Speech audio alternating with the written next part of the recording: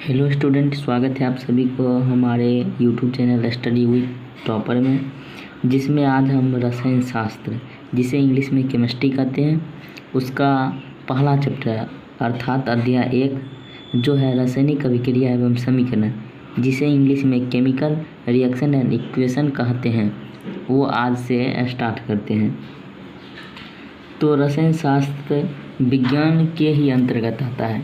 विज्ञान के अंतर्गत 3 केमिस्ट्री आता है, फिजिक्स आता है और बायोलॉजी आता है। जिसमें फिजिक्स स्टार्ट किया, अगर आप नहीं देखे हैं तो हमारे प्लेलिस्ट में जाकर फिजिक्स और मैथ भी देख सकते हैं। तो आइए हम लोग आज रसायन शास्त्र का पहला चैप्टर रासायनिक अभिक्रिया एवं समीकरण पढ़ेंगे। चैप्टर के नाम से ही स्पष्ट होता है कि इस चैप्टर में क्या क्या पढ़ना है। तो उस चैप्टर का नाम है रासायनिक अभिक्रिया।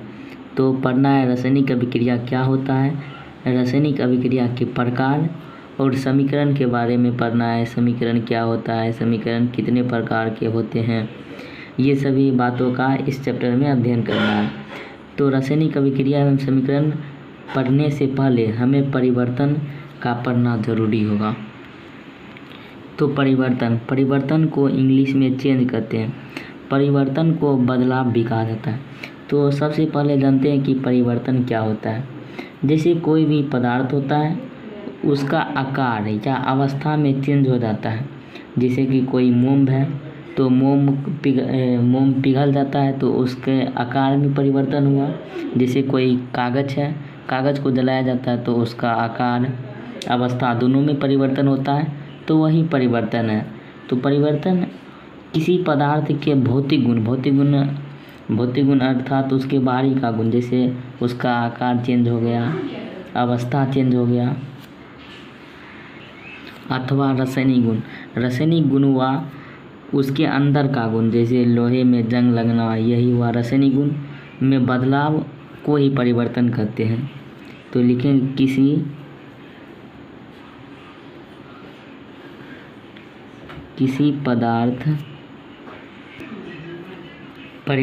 किसी पदार्थ के भौतिक गुणों अथवा रासायनिक गुणों में बदलाव यानी परिवर्तन को चेंज कहा जाता है। जैसे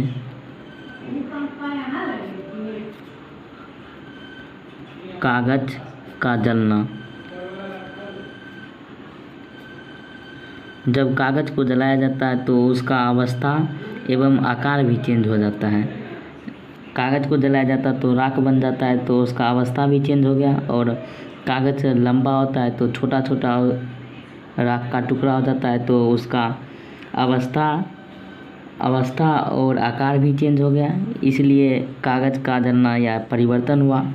उसी प्रकार मोम का पिघलना,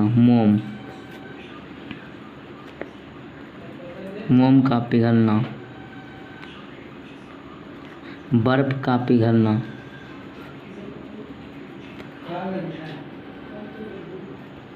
इत्यादि।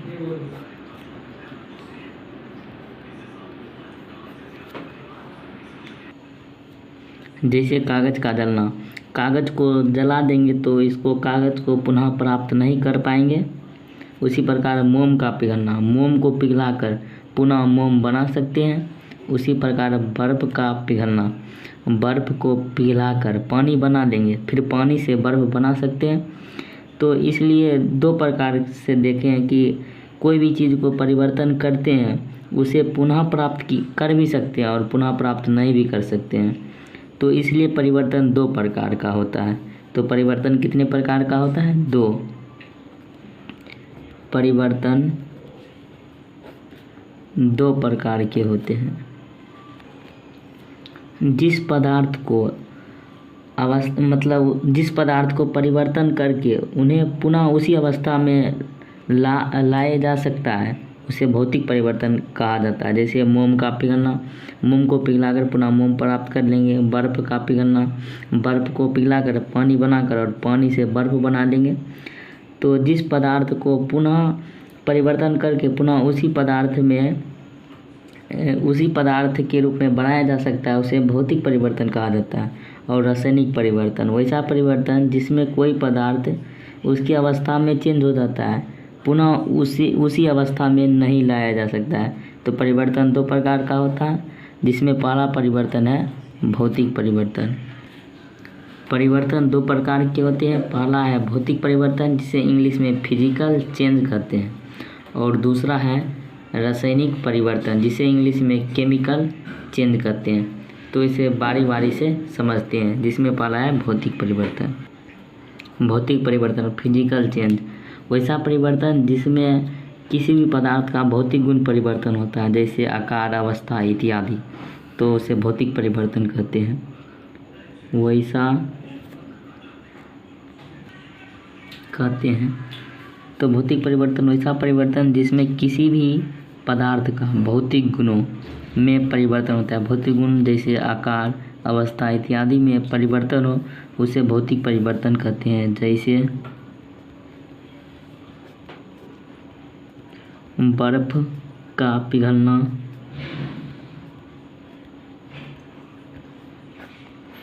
मोम का पिघलना,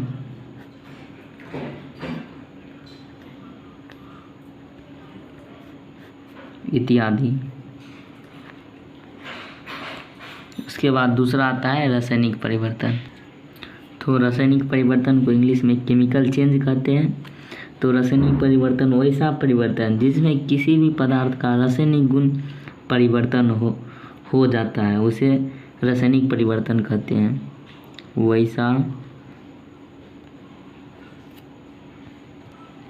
रासायनिक परिवर्तन वैसा परिवर्तन जिसमें किसी भी पदार्थ का रासायनिक गुणों में परिवर्तन हो जाता है, उसे रासायनिक परिवर्तन कहते हैं। जैसे दूध से दही बनना, बच्चे से जवान हो जाना,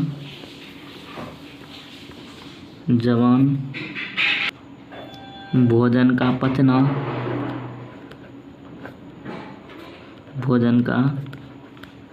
पचना, कागज का जलना इत्यादि। तो दूध से दही बनना रासायनिक परिवर्तन ही क्यों हुआ, भौतिक परिवर्तन क्यों नहीं हुआ? तो दूध से दही बनना, दूध से जब दही बनाते हैं तो दही बन जाता है। अब पुनः इसे दही से दूध बनाना चाहते हैं तो नहीं बनता है। तो एक बार कोई भी पदार्थ कोई भी अवस्था या आकार में परिवर्तन होता है, पुनः उसी अवस्था या आकार में लाने की कोशिश करते हैं, नहीं होता है, तो वह रासायनिक परिवर्तन होता है। जैसे बच्चे से जवान हो जाना, फिर जवान से बच्चा नहीं कर सकते हैं।